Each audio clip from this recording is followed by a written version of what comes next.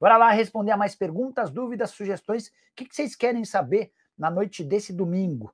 Noite de liderança do Palmeiras, de tropeços de Fluminense e Flamengo. Os dois times tinham uma chance de melhorar a sua posição na tabela de classificação, mas o Flu empatou com o Vitória, com um gol nos acréscimos, e o Flamengo não venceu o Vasco da Gama no Clássico do Maraca.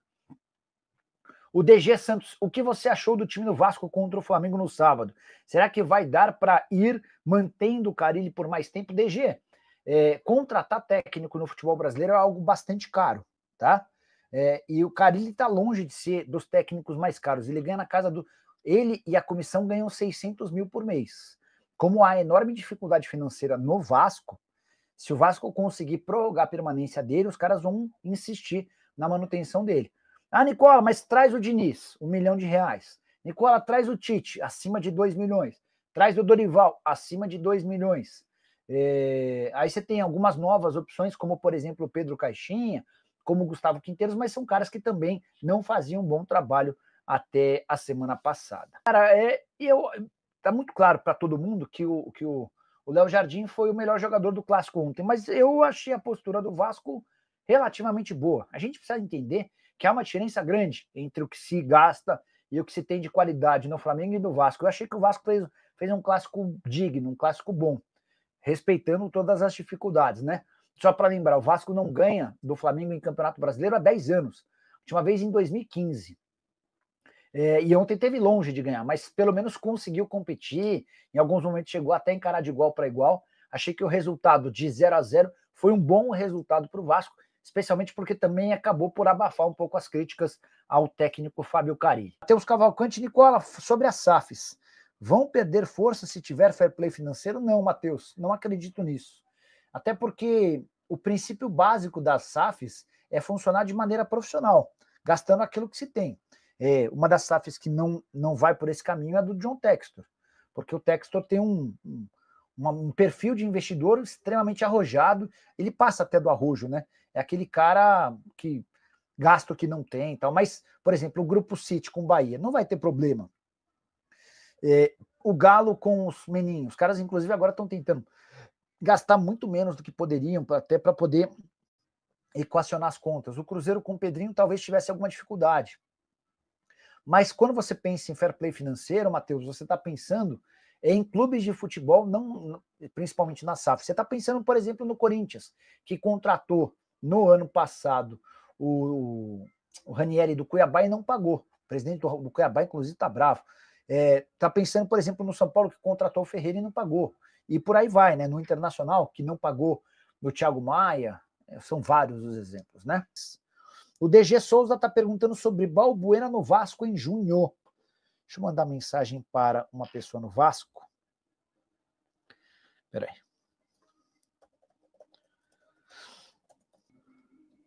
Que mais? Quero falar agora sobre Leonardo Jardim, que segue se valorizando e garantindo bons resultados ao Vasco. O último empate em 0-0 com o Flamengo na tarde e noite desse sábado. A verdade é que o Leonardo Jardim foi o grande nome da partida e o responsável pelo 0-0. Somente na etapa final foram 4 grandes defesas, pegando cabeceio, chute de fora da área, chute cara a cara, enfim, enorme atuação do goleiro de 30 anos de idade que havia sido comprado em 2023 por 2 milhões de euros junto ao Lille.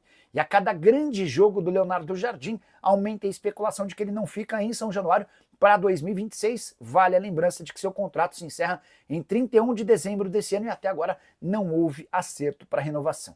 E quem duvida que o Leonardo Jardim é hoje o melhor goleiro em atividade, por aqui é importante destacar que ele é o atleta com mais defesas no Campeonato Brasileiro desde que estreou pelo Vasco. São 293 intervenções.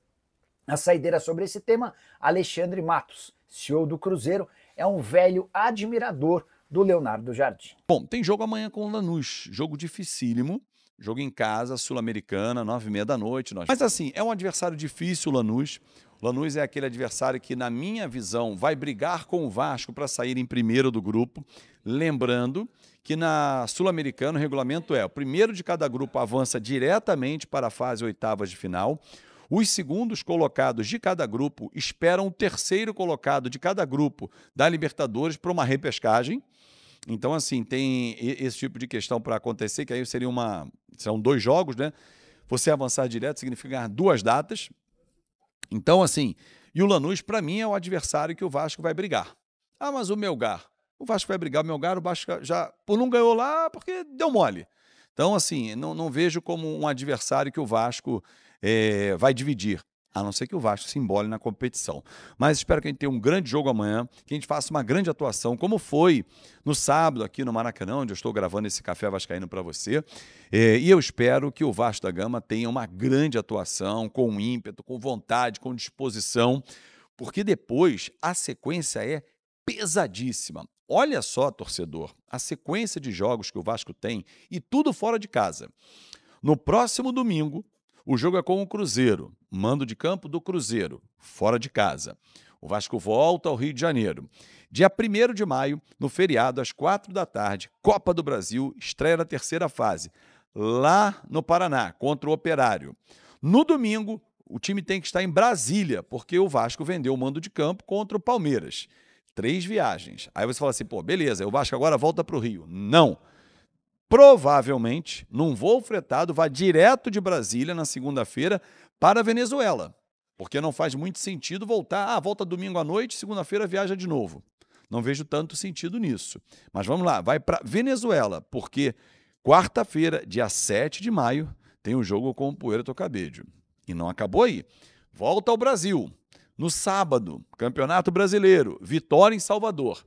Então vamos lá, Cruzeiro viagem, Operário viagem, Brasília com Palmeiras viagem, Venezuela, Puerto Cabello viagem, Vitória, Salvador viagem, e aí o Lanús, lá na Argentina, mais uma viagem. 6 viagens em sequência.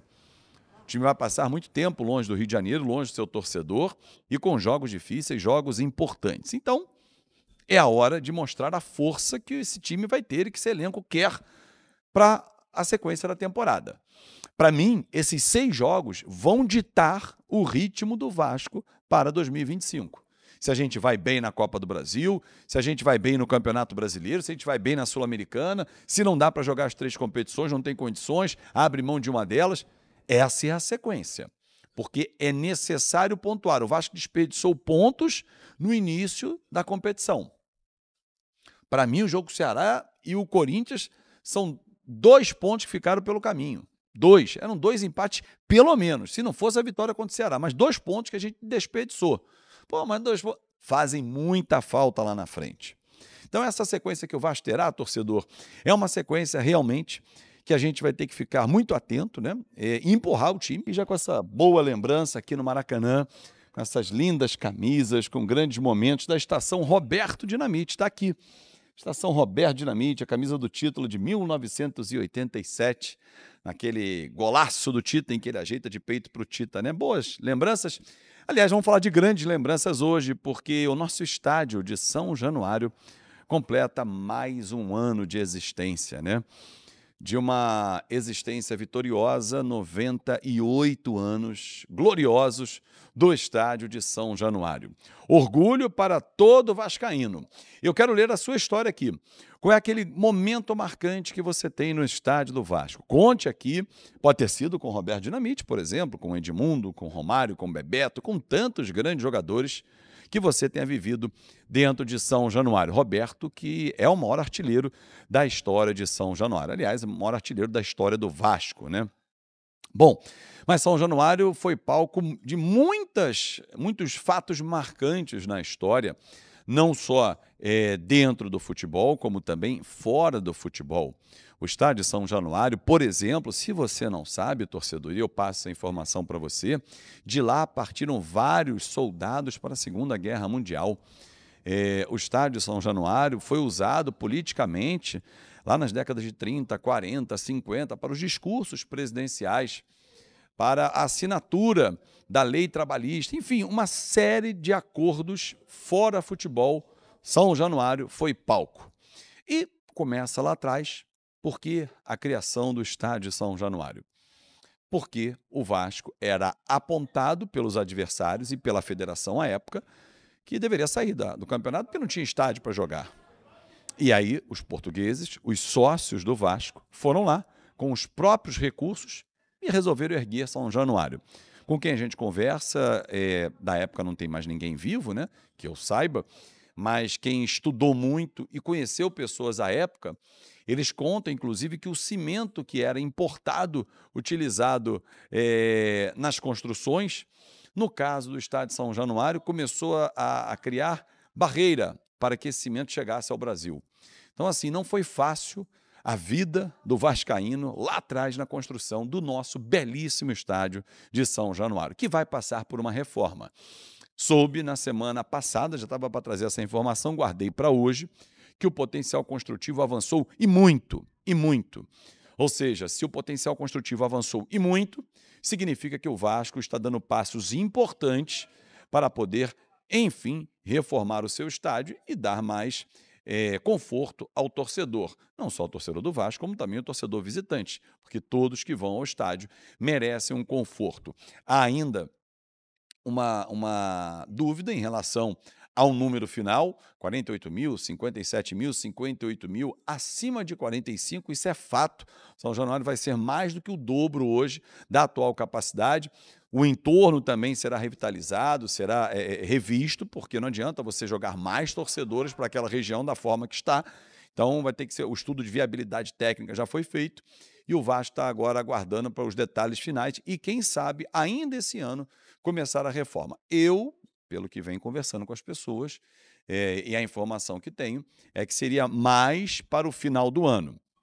Lembrando que o Campeonato Brasileiro, nesse ano, termina bem mais tarde, né? 21 de dezembro é a data final, que agora no meio do ano para o Super Mundial de Clubes, um mês, e aí quando voltar esse um mês aí, é a diferença praticamente lá na frente, né?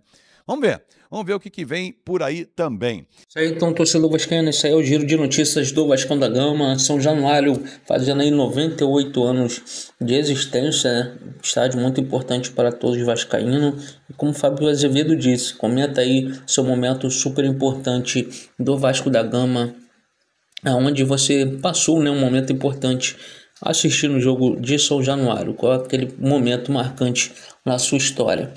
Então é isso aí, o Vasco empatou no Campeonato Brasileiro, né, fez uma partida mais ou menos com o Flamengo, né? Tem gente que criticou a atuação do Vasco, outros apoiou porque o time não perdeu, né? Léo Jardim fez defesas dificílimas, até o goleiro aí que vem preocupando, né, por não ter renovado, não aceitado a renovação, mas tem aquela situação da renovação automática de contrato dele pelo menos por mais um ano. É o que deve acontecer, né? E isso aí é bem provável, né? Acontecer essa renovação automática, mas fica a preocupação, né? Porque se o Vasco não conseguir mais para frente, depois, uma conversa melhor, chegar a um acordo por renovar por mais tempo, o Vasco perderá aí um excelente goleiro, como já tem clubes, né, principalmente brasileiro, de olho na contratação do jogador. Deixa sua opinião nos comentários, não esquece de deixar like, se inscrever no canal e ativar o sininho de notificações.